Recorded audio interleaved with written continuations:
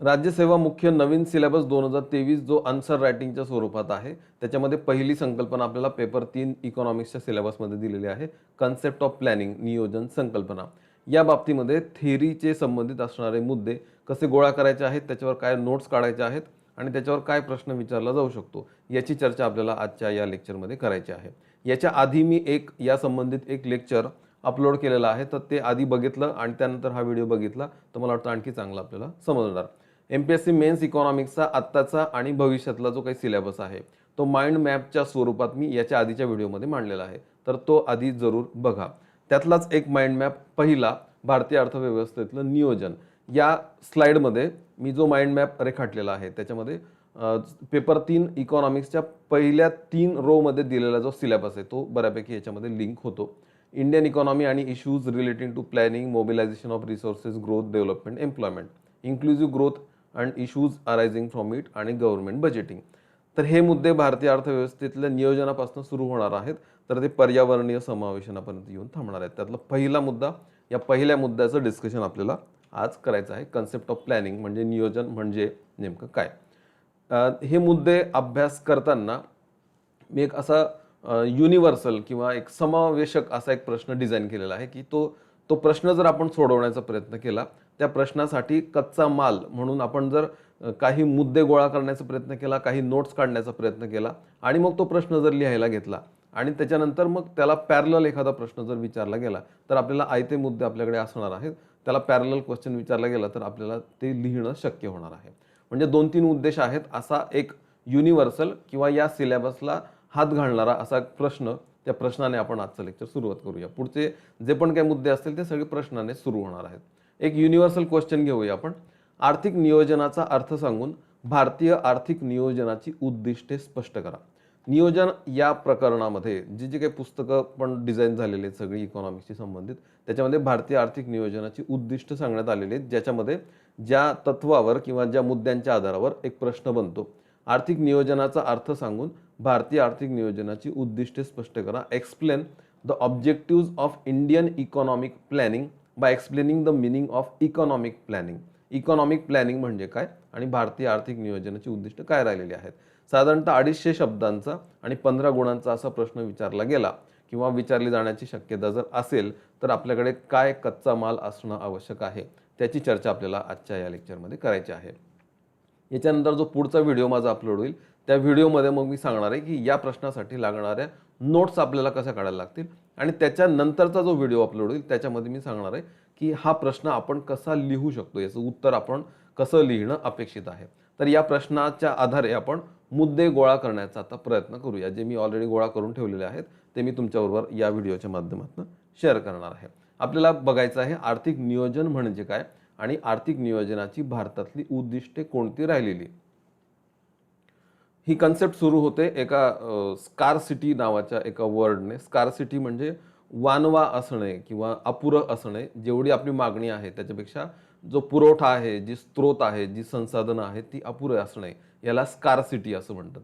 Economics या विषयाची सुरुवातच या शब्दाने होतो की आपल्या अर्थव्यवस्थेत सगळ्यात मोठा प्रॉब्लेम जो असतो तो असतो स्कारसिटी आणि इकॉनॉमिक्स हे या स्कारसिटीचं सोल्युशन सांगतं. असं साधारणतः या विषयाची सुरुवात केली जाते. व्हॉट इज स्कारसिटी याचा जर आपल्याला परफेक्ट अर्थ समजून घ्यायचा असेल तर 1-2 चित्रांचा पण वापर करतो. आपल्याकडे बरेचसे मूवी येतात बघा की एक हिरोईन आणि 2 हिरो असतात किंवा एक हिरो आणि 2 हिरोईन असतात वगैरे वगैरे. जर मी असं सांगितलं की आपल्या या मूवीमध्ये समजा कभी हा कभी ना मूवी आहे आणि 2 हिरो आहेत, तर 2 हिरोंना ज्या गरजा आहेत म्हणजे 2 हिरोईन पाहिजे ना, तर त्या गरजा आपल्या अर्थव्यवस्थेत असणाऱ्या विविध घटकांच्या गरजा या अनलिमिटेड असतात. वॉन्ट्स अनलिमिटेड असतात आणि त्याच्या तुलनेने रिसोर्सेस लिमिटेड असतात. म्हणजे इथे एकच रिसोर्स आहे आणि 2 वॉन्ट्स आहेत, बरोबर. तर जर असं होत असेल तर त्याला स्कारसिटी असं म्हटलं जातं. म्हणजे आपल्या गरजा आणि आपल्याला होणारा पुरवठा हा सतत आपल्याला पुरवठा अपुराच पडत असतो. नेहमी स्कारसिटीच नेहमी आपल्याकडे राहते. ही स्कारसिटी दूर करण्यासाठी इकॉनॉमिक्स या विषयाचा जन्म झालेला आहे. मग जर आपल्याला ती स्कारसिटी इकॉनॉमिक्सच्या अँगलने दूर करायची असेल तर आपल्याला करायला लागतं प्लॅनिंग. हे प्लॅनिंग अगदी वैयक्तिक स्तरावर कुटुंब स्तरावर, राज्य स्तरावर, देश स्तरावर सुद्धा करता येतं. प्लॅनिंग काय करायचं मग, ज्या अनलिमिटेड वॉन्ट्स आहेत त्यांना जे लिमिटेड रिसोर्सेस आहेत ते रिसोर्सेस आणखी शोधून ते रिसोर्सेस तिथपर्यंत पुरवणे, याला प्लॅनिंग असं म्हणायचं. उदाहरणार्थ या पिक्चरचे जे एंड आहे त्या एंडमध्ये शेवटी जुही चावला येते आणि ते सगळे वॉन्ट्स आणि रिसोर्सेस आहेत ते बॅलन्स होतात. प्लॅनिंग केलं, कोणी प्लॅनिंग केलं, डायरेक्टरने प्लॅनिंग केलं आणि ते सगळं ती चौकट पूर्ण झाली. याच पद्धतीने हेच शब्द वापरून आपण इकॉनॉमिक्समध्ये जर वापरण्याचा प्रयत्न केला की unlimited wants, unlimited resources, scarcity आणि प्लॅनिंग हे जर आपण देशस्तरावर करत असू तर आपल्या सुद्धा अनलिमिटेड वॉन्ट्स आहेत. आपल्याला रोजमर्रा की जिंदगीमध्ये आपल्याला खूप गोष्टी लागतात, अगदी पाणीपासनं, गॅसपासनं, आपल्या गाड्यांमध्ये पेट्रोल लागत असतं. या रिसोर्सेस, या सगळे रिसोर्सेस आपल्याला लागत असतात, मात्र ते आपल्याला पुरत नाहीत. आपल्याला नेहमी त्यांची वानवा असते. लिमिटेड रिसोर्सेस आहेत आणि आपले वॉन्ट्स अनलिमिटेड आहेत, आपल्या गरजा प्रचंड आहेत. स्कार्सिटी आहे प्रत्येक रिसोर्सेसची आपल्या अर्थव्यवस्थेमध्ये. जर आपण अख्खी अर्थव्यवस्था विचारात घेतली तर त्यासाठी आपल्याला करायला लागेल प्लॅनिंग. म्हणजे इथे पाण्याची स्कार्सिटी सापडते, या पाण्यासाठीच प्लॅनिंग करायला लागेल. ते प्लॅनिंग आपण करण्यापेक्षा आपलं सरकार करणार आहे, सरकारनं करणं अपेक्षित आहे. इथे प्लॅनिंग या शब्दाची सुरुवात होते. प्लॅनिंग हे सोल्युशन आहे स्कार्सिटी या प्रॉब्लेमवरचं. म्हणजे मग प्लॅनिंगचा अर्थ काय होतो तो आपण शोधण्याचा प्रयत्न करणार आहे आणि ते केलं नाही तर अशी परिस्थिती उद्भवणार आहे. हे फक्त पाण्याच्या बाबतीत झालेलं. मग जी काही रिसोर्सेस आहेत, जी रेअर आहेत, जे स्कार्स आहेत, त्याच्या बाबतीमध्ये मग अराजकता माजेल अर्थव्यवस्थेमध्ये. ती माजू नये म्हणून तर प्लॅनिंग केलं जातं, आर्थिक नियोजन केलं जातं, इकॉनॉमिक प्लॅनिंग केलं जातं. त्याची व्याख्या आपण जर शोधण्याचा प्रयत्न केला तर आपल्याला परत आणखी काही मुद्दे असे शोधायला लागतात की मग समजा काही रिसोर्सेस, कुठले रिसोर्सेस आहेत तर श्रम, जमीन आणि भांडवल. जमीन, श्रम आणि भांडवल ही आपल्या अर्थव्यवस्थेतली असणारी महत्त्वाची रिसोर्सेस, संसाधनं. जमिनीतल्या अगदी जमिनीतली माती, जमिनीशी संबंधित असणारी वने किंवा त्यातल्या असणारं खाणी, हे सगळे रिसोर्सेस आहेत, नैसर्गिक स्रोत आहेत. त्याच्यात अगदी पेट्रोलियम, LPG, NPG सगळं टाकता येतील. श्रम हे पण रिसोर्स आहे आणि भांडवल हे सुद्धा रिसोर्स आहे. जमीन, श्रम, भांडवल या रिसोर्सेसच्या आधारे आपण त्याच्यावर प्रक्रिया करतो, त्याचं उत्खनन करतो, बाहेर काढतो. श्रम आणि भांडवलाचा वापर करून आपण त्याच्यापासून काहीतरी उत्पादनं मिळवतो. उदाहरणार्थ इथे दिसते टीव्ही, फ्रीज, फॅन वगैरे बनतात आणि त्याचं वितरण आपण लोकसंख्येला करत असतो. जर याच्यामध्ये कुठेतरी एक लॉ आणि ऑर्डर फॉलो झाली पाहिजे. कुठेतरी जसं मी आता सांगितलं पाण्याचं उदाहरण, तर तसं स्कार्सिटी होऊ नये किंवा गोंधळ माजू नये, अराजकता माजू नये म्हणून इथे कुठेतरी एक कॉन्स्टंट ऑर्डर असली पाहिजे. त्यासाठी आपल्याला करायला लागतं प्लॅनिंग आणि ते प्लॅनिंग सरकारनं करणं अपेक्षित आहे. म्हणून आपण जनरली आपली अर्थव्यवस्था सरकार नियमित करत असतं, अर्थव्यवस्थेला नियमित करत असतं, प्लॅनिंग करत असतं अर्थव्यवस्थेचं. मग एक साधारण व्याख्या आपल्या भाषेत आपल्याला अशी सापडते की आर्थिक नियोजन ही अशी प्रक्रिया आहे ज्याद्वारे अर्थव्यवस्थेतले महत्त्वाचे आर्थिक निर्णय केंद्र सरकारद्वारे घेतले जातात किंवा केंद्र सरकारद्वारा प्रभावित होतात.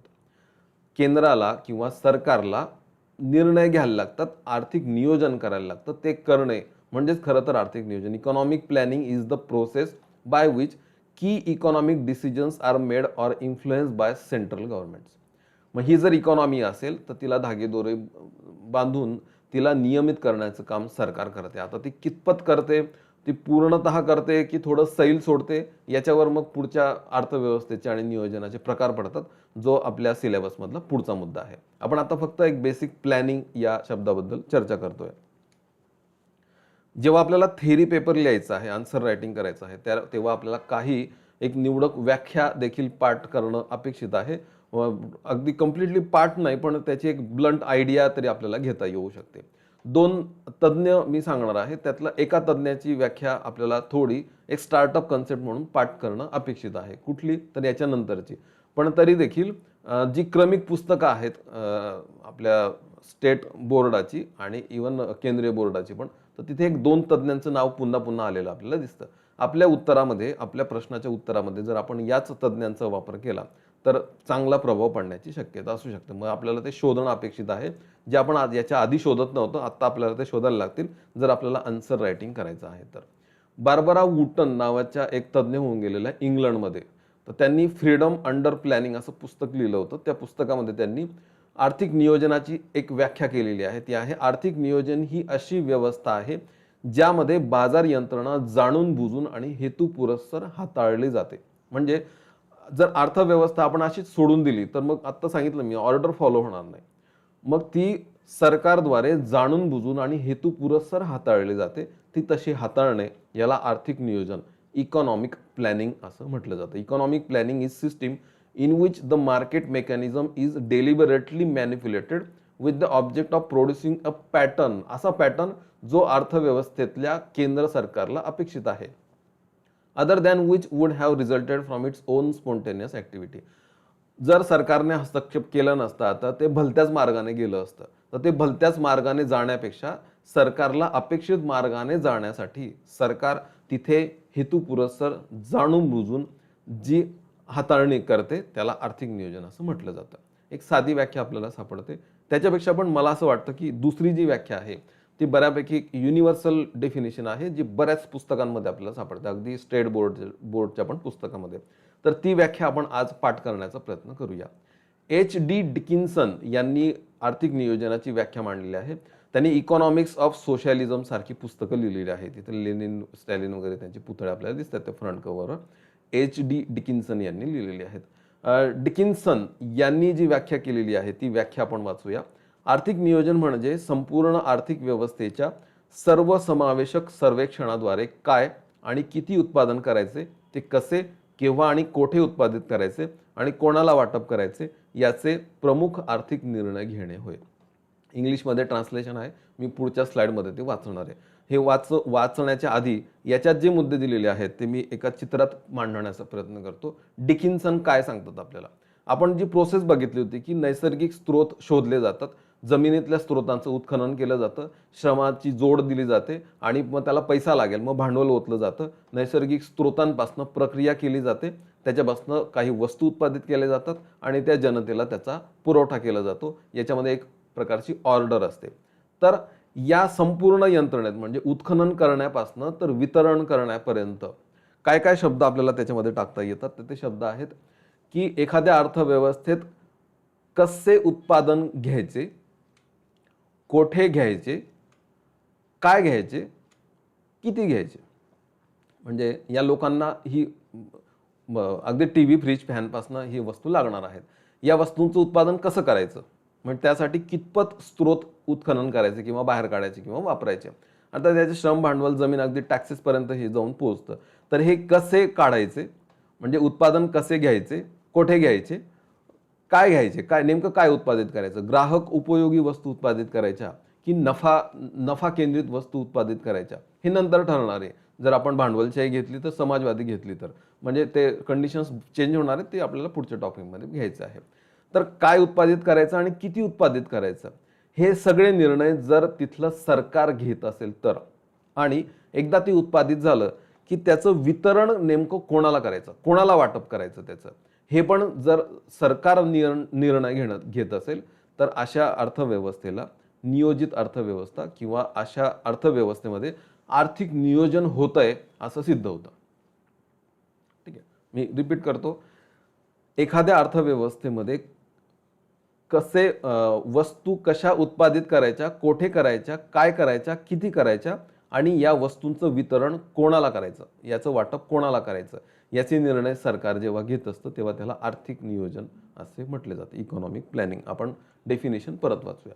H.D. डिकिन्सन काय व्याख्या करतात की आर्थिक नियोजन म्हणजे संपूर्ण आर्थिक व्यवस्थेच्या सर्वेक्षणाद्वारे, म्हणजे एक सर्वेक्षण केलं जातं, शोधलं जातं किंवा एक प्लॅनिंग केलं जातं. त्या प्लॅनिंगनुसार काय आणि किती उत्पादन करायचे, कसे, केव्हा आणि कोठे करायचे आणि कोणाला वाटप करायचे याचे प्रमुख आर्थिक निर्णय जेव्हा केंद्र सरकार घेत असतं किंवा सरकार घेत असतं तर त्याला आर्थिक नियोजन असं म्हटलं जातं. ही व्याख्या द स्टार्टअप या संपूर्ण अर्थशास्त्राचा अभ्यास सुरू करण्यातली पहिली व्याख्या असं मी समजतो. तर डिकिन्सन यांची व्याख्या आपण जेव्हा नोट मेकिंग करणार आहे तेव्हा आपण त्यांची व्याख्या आपल्या भाषेत लिहून घेणार आहे. नॉट नेसेसरी त्यांनी जसे सांगितले तसेच लिहायला पाहिजे, आपण आपल्या भाषेत लिहू शकणार आहे. तर ही या व्याख्येपासून आपण आपलं नोट्स सुरू करणार आहेत आणि त्याच्यानंतर आन्सर रायटिंगसुद्धा सुरू करणार आहे. तर जो प्रश्न विचारला गेलेला आहे आज आपण जो पहिला घेतला की आर्थिक नियोजन म्हणजे काय, तर त्या उत्तराची सुरुवात आपण या व्याख्येपासून करणार आहोत. तर मी नंतर सांगेल की ते कसं आपल्याला एक्झॅक्ट लिहायचं आहे. जेव्हा हे या या अर्थव्यवस्थेबाबत सर्व निर्णय जेव्हा सरकार घेतं तेव्हा सरकार एखाद्या समाजवादी अर्थव्यवस्थेमध्ये मध्ये आणखी एक हे या अर्थव्यवस्था चालवण्यासाठी एक यंत्रणा उभारत असते. उदाहरणार्थ भारतामध्ये नियोजन आयोगाची स्थापना झाली होती. त्याच पद्धतीच्या काही यंत्रणा जगभर आपल्याला बघायला मिळतात. उदाहरणार्थ क्युबा देशामध्ये ज्यूस प्लॅन नावाचे एक सेंट्रल प्लॅनिंग बोर्ड स्थापन झालं होतं किंवा रशियामध्ये आपण गॉस प्लॅन ऐकतो. तर ते गॉस प्लॅन राबवण्यासाठी तिथे पण स्टेट प्लॅनिंग कमिटी स्थापन झाली होती. त्या कमिटीचं नावसुद्धा त्यांनी गॉस प्लॅन असं ठेवलं होतं. आणि भारतामध्ये नियोजन आयोग प्लॅनिंग कमिशन स्थापन झाला होता. तो सुद्धा ही अर्थव्यवस्था नियोजित करण्यासाठीचं एक साधन किंवा एक मध्यस्थ म्हणून सरकारने स्थापन केलेल्या या यंत्रणा आपल्याला प्रमुख मागच्या शतकाच्या उत्तरार्धात बघायला मिळतात. या नियोजन आयोगाची भारतातली नियोजनाची उद्दिष्टे काय राहिलेली आहेत असा प्रश्न आपल्याला दुसऱ्या पार्टमध्ये विचारलेला आहे, जो मी अर्थात डिझाईन केलेला आहे. त्यातला पहिल्या पार्टचं उत्तर आपल्याला थोडं मिळतंय की आर्थिक नियोजन म्हणजे काय. आपल्याला शोधायचं आता आर्थिक नियोजनाची उद्दिष्टे. ही उद्दिष्टे याचे पॉईंट्स मी काही काढून ठेवलेले आहेत. ते पॉईंट्स आपण आधी चर्चा करूया आणि नंतर मी नोट मेकिंगमध्ये सांगणार आहे की त्याच्यातलं एक्झॅक्ट काय आपल्याला नोटमध्ये घ्यायचं आहे आणि एक्झॅक्ट उत्तरात त्याच्यातलं काय उतरवायचं आहे. तर आपण एक एक मुद्दे घेऊया. भारतीय आर्थिक नियोजनाची उद्दिष्टे आपण जेव्हा लिहिणार आहोत तर ती 2 गटांमध्ये त्यांचं वर्गीकरण केलं जातं. पहिलं आहे भारतातल्या या 12 पंचवार्षिक योजनेचं उद्दिष्ट हे तीव्र आर्थिक वाढ राहिलेलं आहे. तुम्ही बघत असाल की आपण जेव्हा पंचवार्षिक योजनांचा अभ्यास करतो त्याच्यामध्ये प्रत्येक योजनेचा वृद्धी दर लक्षित आणि साध्य असे आपण लिहून ठेवलेले आहेत किंवा त्याच्या नोट्स काढून ठेवले आहेत, पुस्तकात दिलेले आहेत. तर ते म्हणजे काय, तर दुसरं तिसरं काही नसून आपल्या नियोजनाचं ते उद्दिष्ट आहे तीव्र आर्थिक वाढ करणे.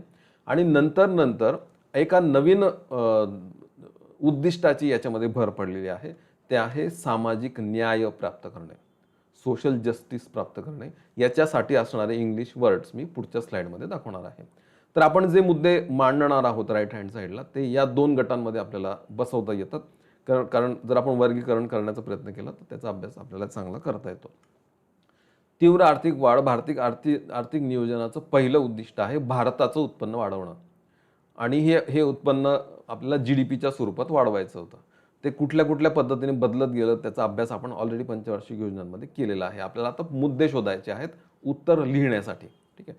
तर उद्दिष्टे काय काय राहिलेली आहेत. उत्पन्न वाढवणं ही उद्दिष्ट राहिलेली आहे आणि त्याच्या जोडीला आणखी 2 उद्दिष्ट जी कुठल्याही उद्दिष्टामध्ये पॅरलल येतातच. ती आहेत एक तर दारिद्र्य दूर करणे आणि दुसरं रोजगार निर्मिती करणे. उत्पन्न वाढवणे, दारिद्र्य दूर करणे आणि रोजगार निर्मिती करणे ही कुठल्याही सरकारची, कुठल्याही नियोजन आयोगाची कुठेही ही उद्दिष्टे असणारच आहेत.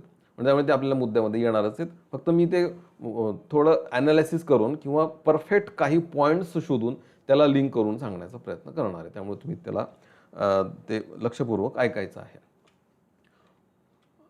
स्वयंपूर्णता आणि स्वावलंबन प्राप्त करणे.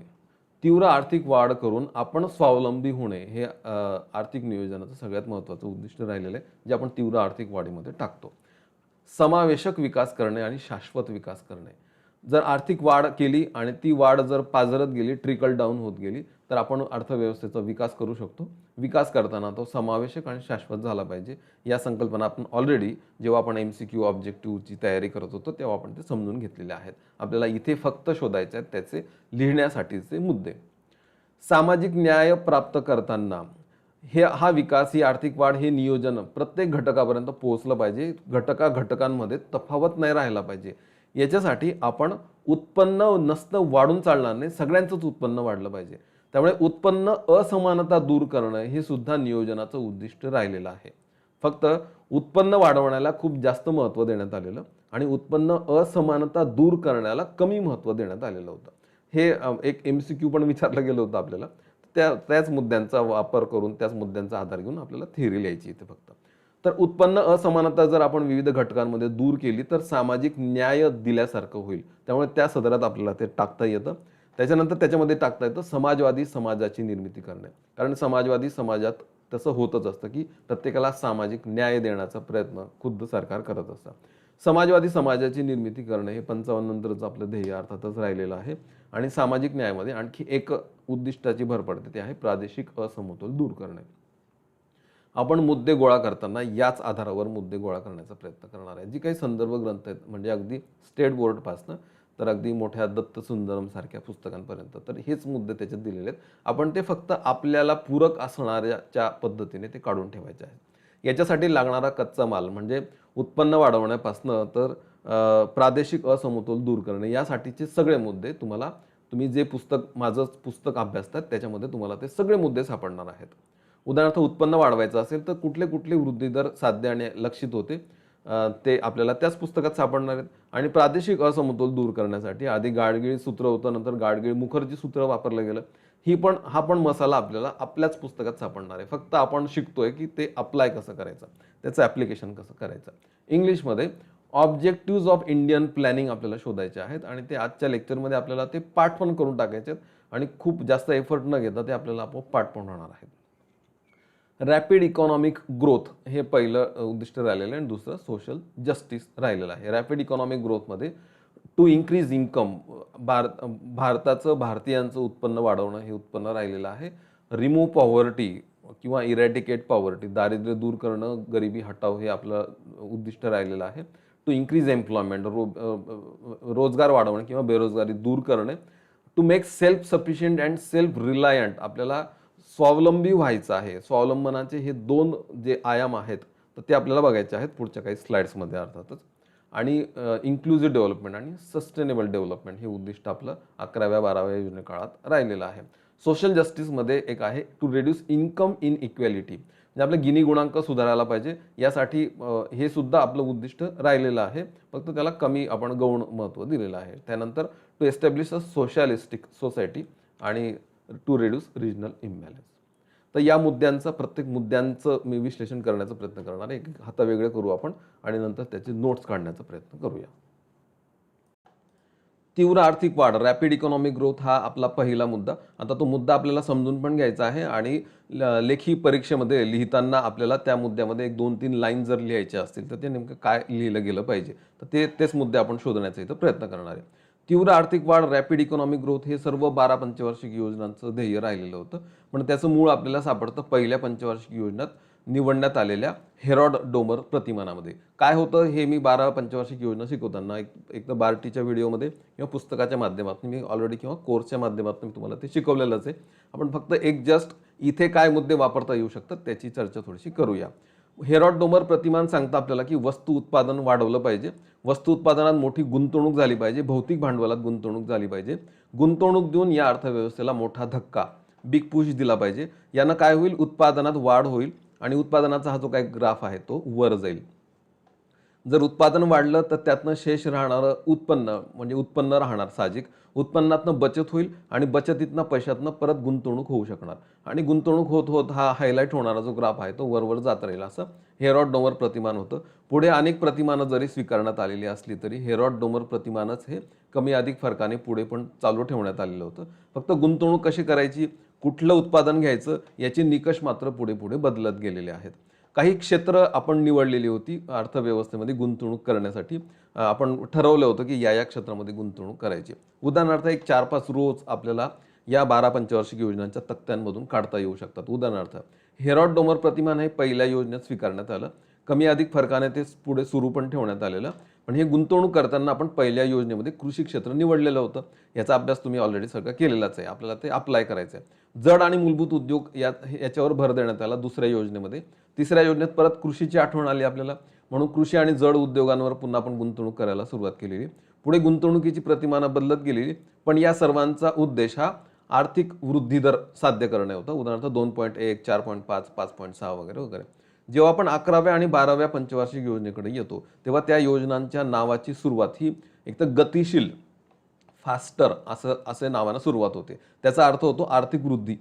म्हणजे इकॉनॉमिक ग्रोथ करणे, जीडीपी वाढवणे अर्थव्यवस्थेचा. उदाहरणार्थ 11व्या योजनेमध्ये आधीच्या तिच्या कच्च्या आराखड्यामध्ये 9% आणि त्याचा जो फायनल ड्राफ्ट होता त्याच्यामध्ये 8.1% हा तिचा नियोजित वृद्धी दर होता आणि 12व्या पंचवार्षिक योजनेचा 8.2% एवढा नियोजित वृद्धी दर होता. एकूण काय या सगळ्याचा उद्देश हा अर्थव्यवस्थेला गतिशील करणे, रॅपिड इकॉनॉमिक ग्रोथ करणे असा होता. मग आपल्याला त्याच्यातल्या 2, 3, 4 लाईन्स ज्या लिहायच्या असतील तर या तक्त्यावरनं आपल्याला ते वाक्य डिराईव्ह करता येऊ शकतात.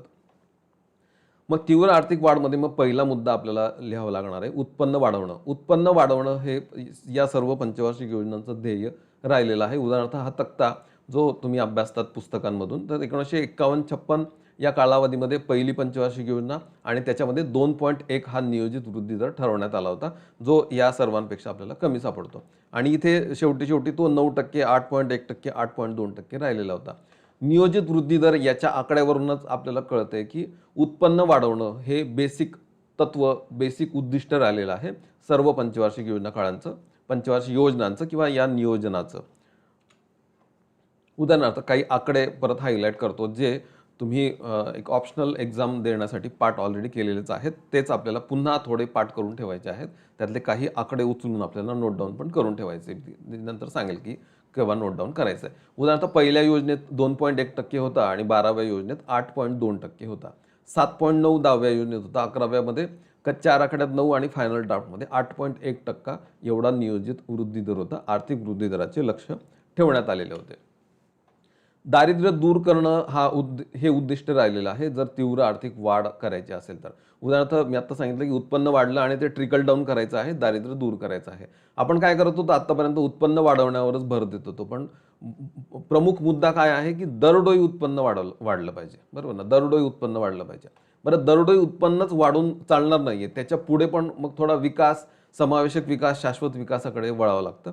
आणि आणखी एक शब्द वापरावा लागतो जो आपण आर्थिक आणि सामाजिक विकास या सदरामध्ये अभ्यासलेला आहे, तो आहे संरचनात्मक सुधारणा करणं. तर याला थोडंसं नंतर महत्त्व प्राप्त झालेलं. उत्पन्न वाढवणं, आता दरडोई उत्पन्न वाढवून दारिद्र्य दूर करणं हे ध्येय राहिलेलं होतं. तर त्याच्याबद्दल आपण 2-3 मुद्दे शोधण्याचा इथे प्रयत्न करूया. 5व्या आणि 6व्या योजनाच्या काळामध्ये मुख्य भर किंवा या योजनांची नावं ही दारिद्र्य निर्मूलन आणि स्वावलंबन, किंवा 6व्या योजनेचं पण दारिद्र्य निर्मूलन आणि रोजगार निर्मिती अशी नावं आपल्याला सापडतात. याच्यावर गरिबी हटाव असा शब्द पण आपल्याला सापडतो आणि त्याच्यावर काही प्रश्न पण ऑप्शनलमध्ये ऑलरेडी विचारले गेलेले आहेत, त्यांचाच वापर आपल्याला इथं करायचा. उदाहरणार्थ याच्या आधी जी 4थी योजना होती, त्या 4थ्या योजना काळामध्ये ज्या मला वाटतं 71-72 ज्या निवडणुका झाल्या होत्या, त्या निवडणुकांमध्ये गरिबी हटाव हे तत्व त्याची घोषणा झाली होती. 71च्या निवडणुकीमध्ये इंदिरा गांधींनी गरिबी हटावची घोषणा केलेली होती. हा शब्द आपल्याला, आपण जेव्हा आता नियोजन आयोगाची उद्दिष्ट लिहिणार आहेत, तर तिथे हा शब्द आपल्याला वापरता येऊ शकणार आहे, रादर तो वापरायचाच आहे.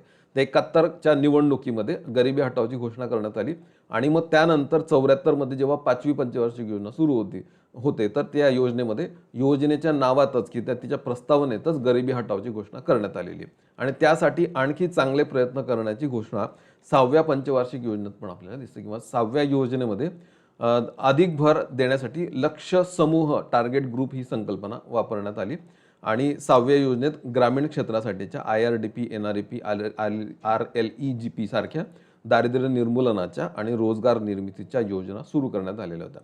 तर 5वी आणि 6वी योजना आपल्याला महत्त्वाची ठरते.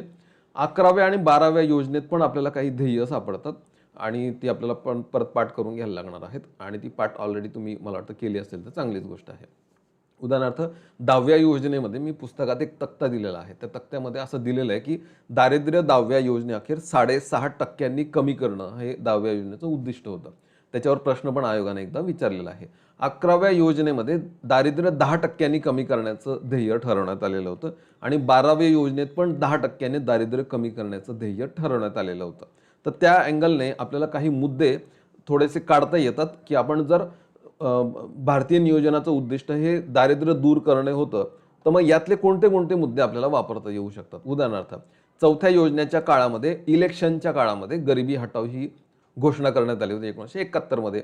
5व्या योजनेच्या ड्राफ्टमध्येच होतं की गरिबी हटाव, आणि 6व्या योजनेमध्ये गरिबी हटावसाठी टार्गेट ग्रुप शोधण्यात आला. NREP, RLEGP सारख्या योजना सुरू करण्यात आल्या. म्हणजे पहिल्या 4थ्या, 5व्या, 6व्या योजनेमध्ये गरिबी हटाव हा शब्द आपल्याला कॉन्स्टंटली वापरता येतो. 10व्या 11व्या आणि 12व्या योजनेची पण आपल्याला काही टार्गेट्स आहेत टिपिकल, यांचा जर उत्तरात आपण समावेश केला तर मला वाटतं खूप चांगलं आणि सुंदर उत्तर आपल्याला म्हणजे दिसेल, त्याचं कळेल की आपण काही मुद्दे हे लक्षात ठेवलेले आहेत. 6.5% 10व्या योजनेत, 10% 11व्या योजनेत आणि 10% 12व्या योजनेत दारिद्र्य दूर करण्याचं तत्व टार्गेट आपण ठेवलेलं होतं.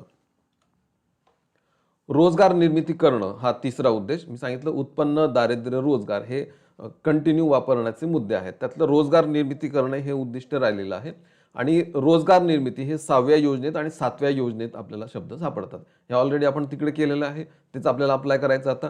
रोजगार निर्मिती करणं हे 6व्या योजनेचं ध्येय होतं आणि त्यातनं दारिद्र्य निर्मूलन करणं.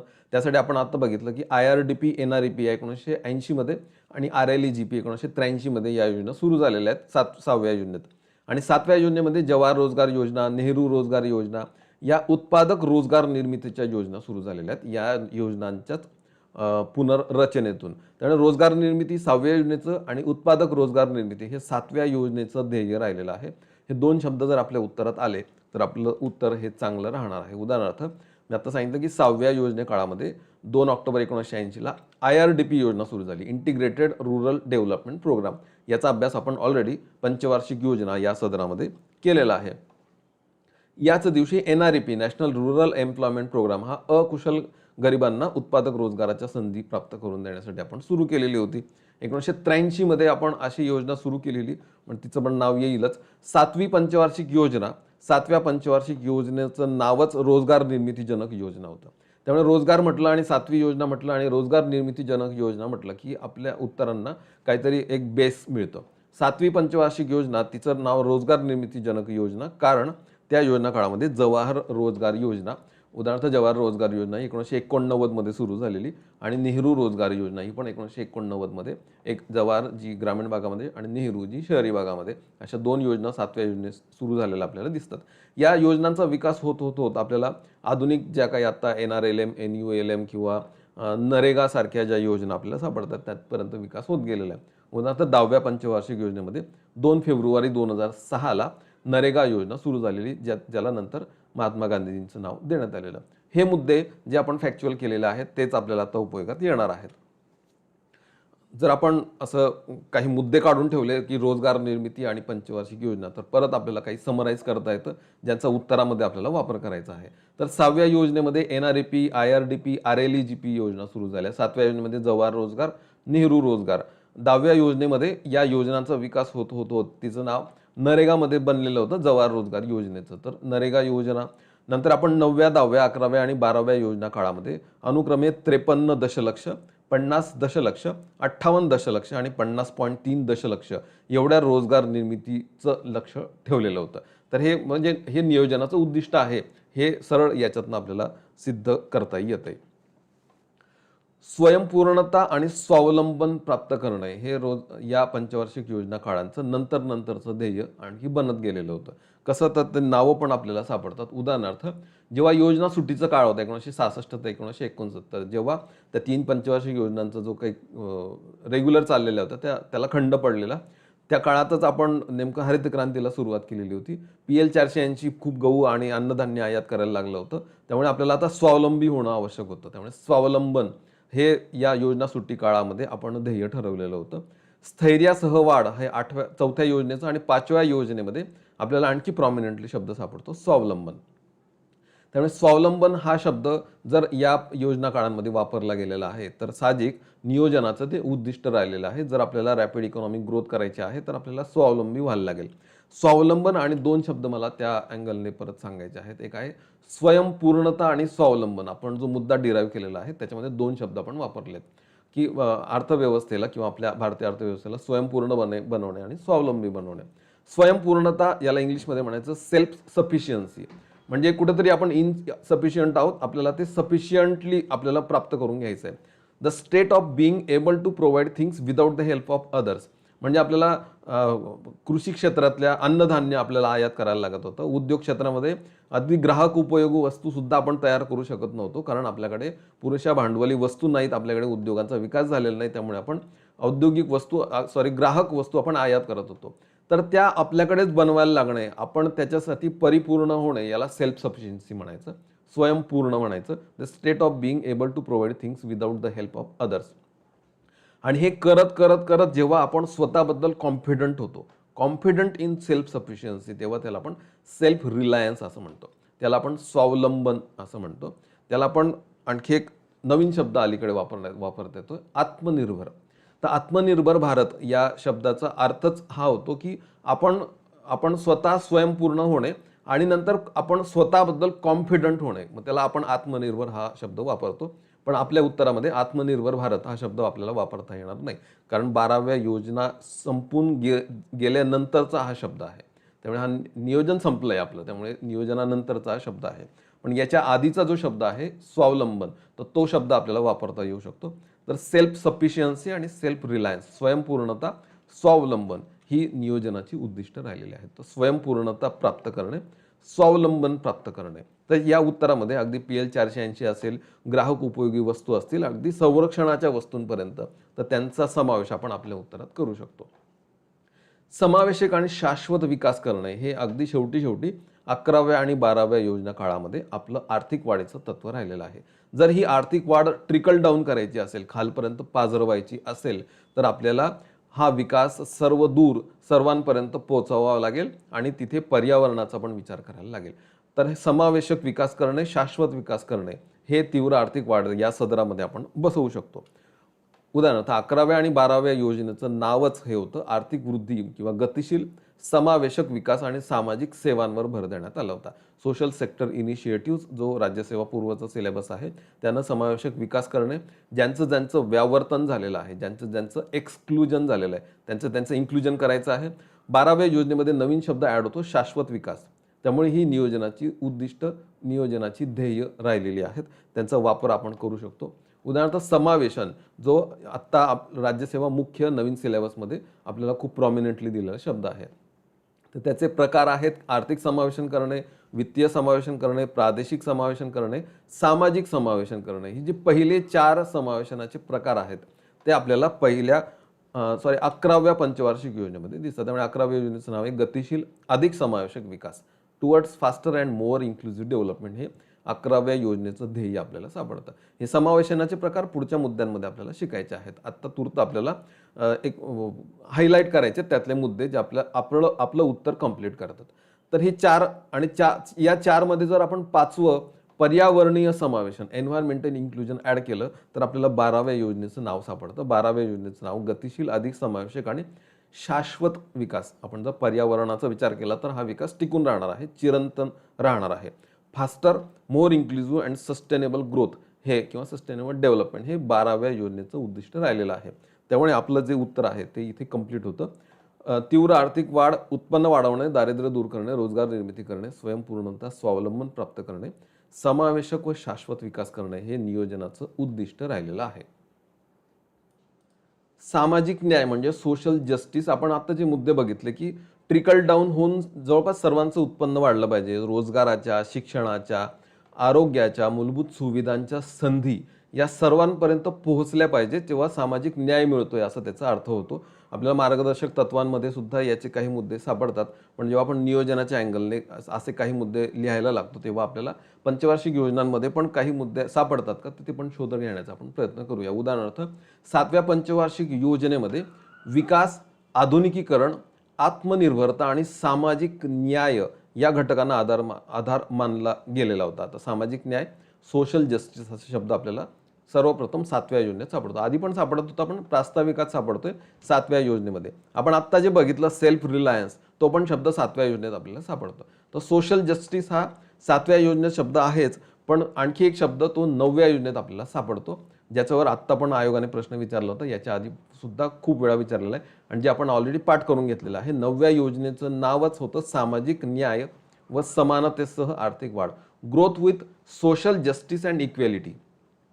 त्यामुळे 7व्या योजनेचं नाव आणि 9व्या योजनेचं नाव यांचा वापर आपण आपल्या उत्तरात करू शकतो, जर आपल्याला सोशल जस्टिस, सामाजिक न्याय हा मुद्दा मांडायचा असेल तर. तर 9वी योजना सामाजिक न्याय व समानतेसह आर्थिक वाढ असा शब्द आपल्याला त्याच्यामध्ये सापडतो.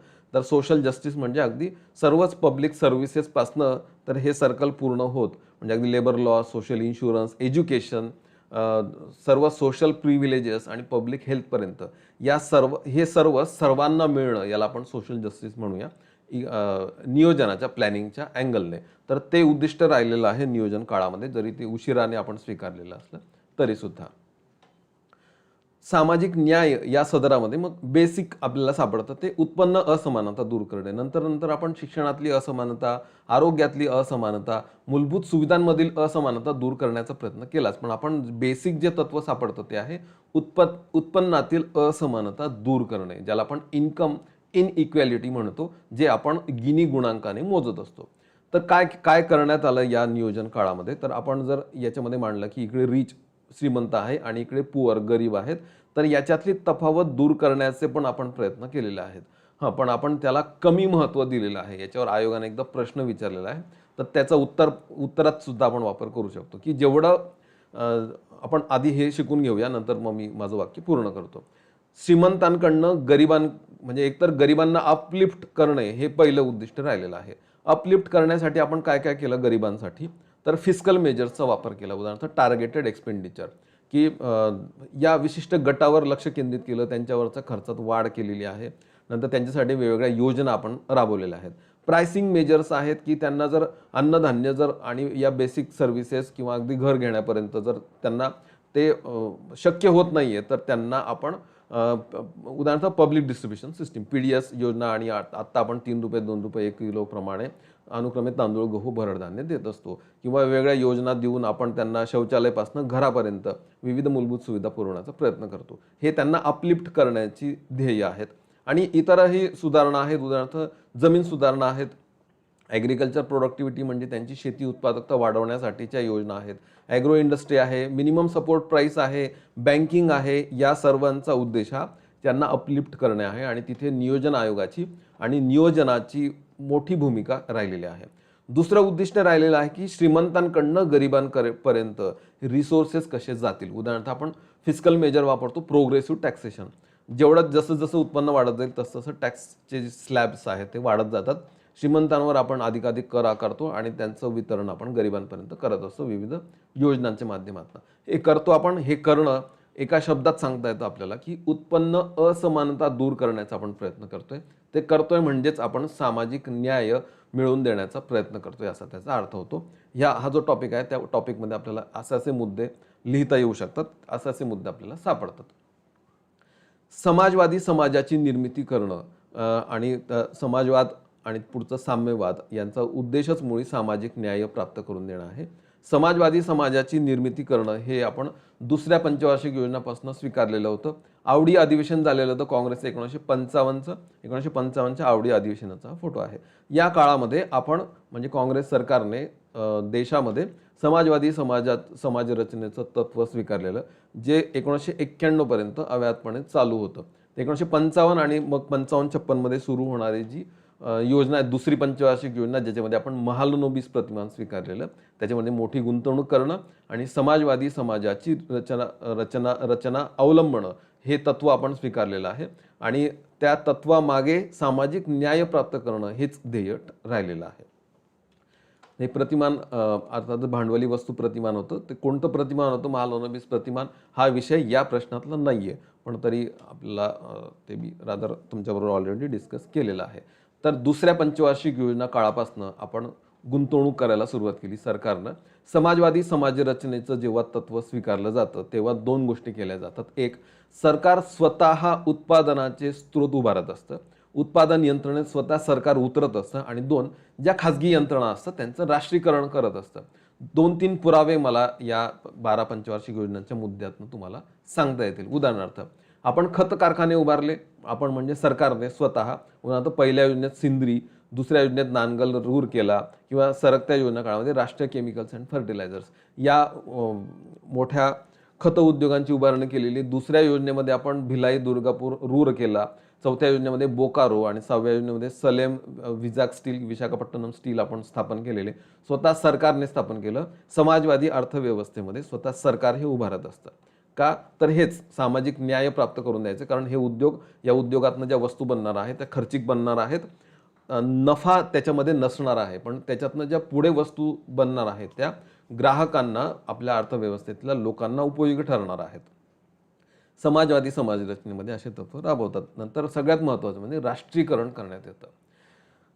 या संबंध काळामध्ये आपल्याला विविध घटकांचं राष्ट्रीयकरण केलेलं आढळतं. त्यातले काही प्रमुख मुद्दे मला इथे काढता येतात, डिराईव्ह करता येतात. आपल्या पुस्तकातल्या पंचवार्षिक योजना, बँकिंग, उद्योग या प्रकरणातनं आपण जर उचललं तर आपल्याला सिरीज असे सापडते बघा. 1949 मध्ये रिझर्व्ह बँकेचं राष्ट्रीयकरण करण्यात आलं. आता हा राष्ट्रीयकरणाचा फोटो आहे की प्रायव्हेट प्रॉफिट घेणारं प्रायव्हेट मॅनेजमेंट आपण दूर केलं आणि नवीन मॅनेजमेंट ठेवलं खुद्द सरकारचं. हे या काळामध्ये झालेलं आहे, या दोघांच्या काळामध्ये आणि मधल्या सुद्धा सरकारांच्या काळामध्ये 1991 पर्यंत. उदाहरणार्थ 1949 मध्ये आपण रिझर्व्ह बँकेचं राष्ट्रीयकरण केलं. 53 मध्ये आपण एअर इंडियाचं राष्ट्रीयकरण केलं. 55 मध्ये SBI फॉर्म झाली, जी इम्पिरियल बँकेचं रूपांतर केलं. 56 मध्ये आपण लाईफ इन्शुरन्स कंपनीचं राष्ट्रीयकरण केलं आणि LICची स्थापना केली. 69 मध्ये 14 बँकांचं राष्ट्रीयकरण केलेलं. 1972 मध्ये साधारण विमा कंपन्यांचं राष्ट्रीयकरण केलं आणि GICची स्थापना केली. कोकिंग कोल आणि नॉन कोकिंग कोलचं अनुक्रमे आपण राष्ट्रीयकरण केलेलं आहे. इस्कोचं राष्ट्रीयकरण केलं आपण 1976 मध्ये. 1980 मध्ये आणखी 6 बँकांचं राष्ट्रीयकरण केलेलं. हे राष्ट्रीयकरण करत जाणं याचा उद्देश तोच आहे की सत्तेचं केंद्रीकरण होऊ नये, त्याचं विकेंद्रीकरण व्हावं, आर्थिक विकेंद्रीकरण व्हावं आणि हा आर्थिक विकास हा सर्वांपर्यंत पाझरावा, सोशल जस्टिस, सामाजिक न्याय प्राप्त व्हावा, हा उद्देश राहिलेला आहे. त्यामुळे आपण हा मुद्दा जर डिराईव्ह केला, समाजवादी समाजाची निर्मिती करणे, तर त्याच्यात सरळ आपल्याला यातले काही मुद्दे जे आपल्याला ऐन परीक्षेच्या वेळी आठवतील ते आपल्याला लिहिता येतात. सामाजिक न्याय प्राप्त करण्याचं आणखी एक ध्येय राहिलेलं आहे, प्रादेशिक असमतोल दूर करणे. की विकासामध्ये विविध राज्ये जर मागे राहत आहेत तर मग त्यांना सामाजिक न्याय मिळत नाहीये, त्यांना घेऊन चालायला लागेल. प्रादेशिक समावेशन हा समावेशक विकासामधला एक मुद्दा आहेच, पण तो आपल्याला सामाजिक न्याय या सदरात पण बसवता येतो. उदाहरणार्थ आपण चौथ्या योजनेमध्ये गाडगीळ फॉर्म्युला नियोजन आयोगाने सुचवलेला होता. DR गाडगीळ यांनी तो फॉर्म्युला सांगितलेला होता. 1969 मध्ये आपण त्याचा वापर करायला सुरुवात केली. 6व्या योजनेमध्ये त्याला आपण मॉडिफाय केला होता. जे वार्षिक योजना झालेल्या आहेत त्याच्यामध्ये 1990 मध्ये आपण पुन्हा आणखी त्याला मॉडिफाय केला आणि 8व्या योजनेमध्ये प्रणव मुखर्जी यांनी आणखी त्याला त्या फॉर्म्युलाला डेव्हलप केला आणि गाडगीळ मुखर्जी फॉर्म्युला जो 1991 मध्ये डेव्हलप झाला, जो आपण 8व्या पंचवार्षिक योजना काळापासून वापरायला सुरुवात केलेली. या फॉर्म्युलाचा उद्देश हा प्रादेशिक असमतोल दूर करणे होता की जे असिस्टन्स मिळत असतं केंद्राकडनं राज्यांना विविध योजनांसाठी, त्या असिस्टन्समध्ये आपण कॅटेगरी स्टेट्स आणि नॉन कॅटेगरी स्टेट्स किंवा स्पेशल कॅटेगरी स्टेट्स आणि नॉन स्पेशल कॅटेगरी स्टेट्स असं आपण वर्गीकरण करायला सुरुवात केली आणि तिथे पण स्रोतांचं वाटप करायचं असेल तर काही फॉर्म्युला आपण डेव्हलप केलेला आहे. या फॉर्म्युलांचा उद्देश एकच आहे, प्रादेशिक असमतोल दूर करणे आणि सामाजिक न्याय प्राप्त करून देणे. त्यामुळे आपले उत्तरातले जे मुद्दे आहेत त्या मुद्द्यांमध्ये आपल्याला त्यातले त्यात जे मुद्दे आपण आणखी हायलाईट करू शकतो त्यांची चर्चा मी तुम्हाला या स्लाइड्सच्या माध्यमातून किंवा आपण आपल्याकडे जो कच्चा माल होता त्याच्या आधारे करण्याचा मी प्रयत्न केलेला आहे. आपल्या प्रश्नाकडे येऊ आपण. आपला प्रश्न होता आर्थिक नियोजनाचा अर्थ सांगून भारतीय आर्थिक नियोजनाची उद्दिष्टे स्पष्ट करा, असा प्रश्न होता. 250 शब्दांचा, 15 गुणांचा. आता या प्रश्नासाठी लागणारं जे काही कंटेंट आहे ते आपण शिकून घेतलेलं आहे. याच्या पुढचा व्हिडिओ आहे कन्सेप्ट ऑफ प्लॅनिंग, याच्या मायक्रो नोट्स कशा काढायच्या. आपण जे शिकलो ते या प्रश्नाच्या अँगलने आपल्याला मायक्रो नोट्स कशा काढता येतील हा त्याचा पुढचा व्हिडिओ. आणि एकदा मायक्रो नोट्स आपण समजून घेतला की त्याच्यानंतर हा प्रश्न एक्झॅक्ट कसा लिहायचा तो त्याच्या पुढचा व्हिडिओ असणार आहे.